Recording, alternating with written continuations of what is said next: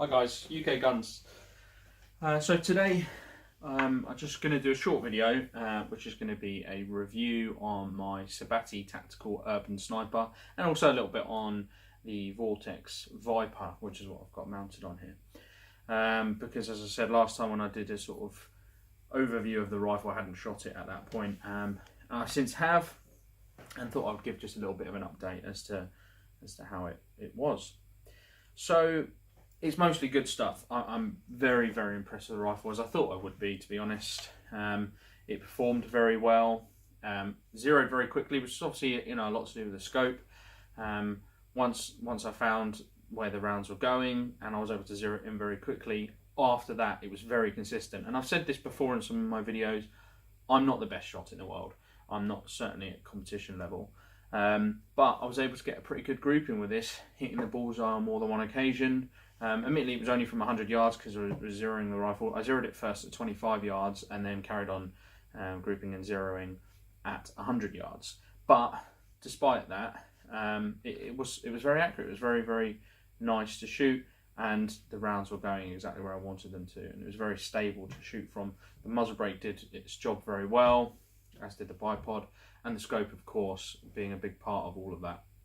The scope, I mean, I like Vortex optics anyway. I have a Strike Eagle on my M4 and it's very, very clear glass. The zoom function is fantastic, really useful for different ranges and stuff, and it was just very, very easy to use and easy to adjust as well. The bolt worked fine. I didn't have any issues with light strikes, or I didn't have any issues with it not picking up rounds or anything along those lines. So that all worked. Everything went exactly as I was hoping it would. I used a couple of different types of ammunition. So I started with some Magtech, which is what I was zeroing with because that's the sort of slightly cheaper stuff. And then I went on to PPU 175 grain. And found that it worked very well with both. There was one issue I did experience. So when I bought the rifle, I bought a spare magazine with it from Rifle Mags. That's this. It's an MDT AICS magazine. Now it looks identical to the magazine that's in it.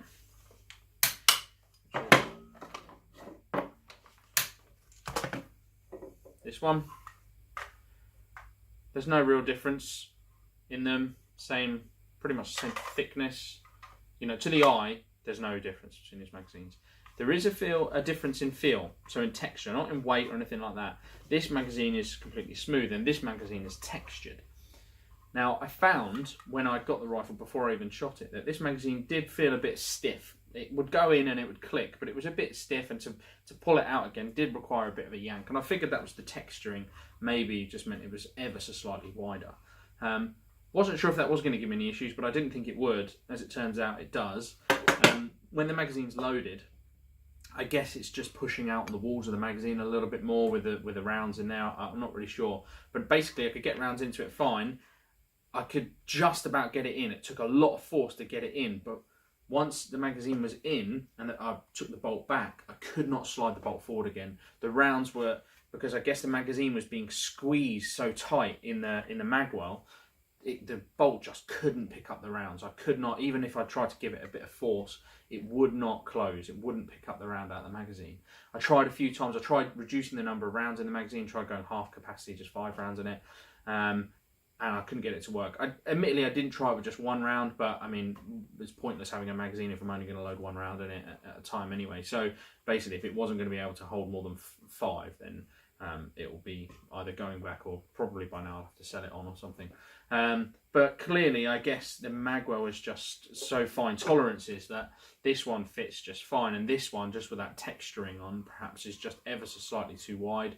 And whilst it goes in without any rounds in it, with rounds in it, it went in just about, but it wouldn't pick up the rounds out of the magazine. So that was basically useless to me, and I could only use this one. But this one worked fine, obviously, as you'd expect, as it came with the rifle. So I'm going to try and get in touch with Sabatti maybe, because I would like a second magazine, see if they can provide me with one.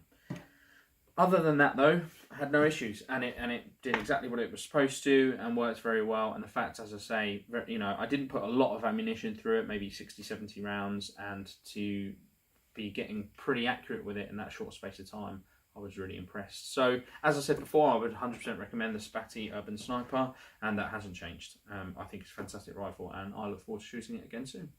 Thanks for watching.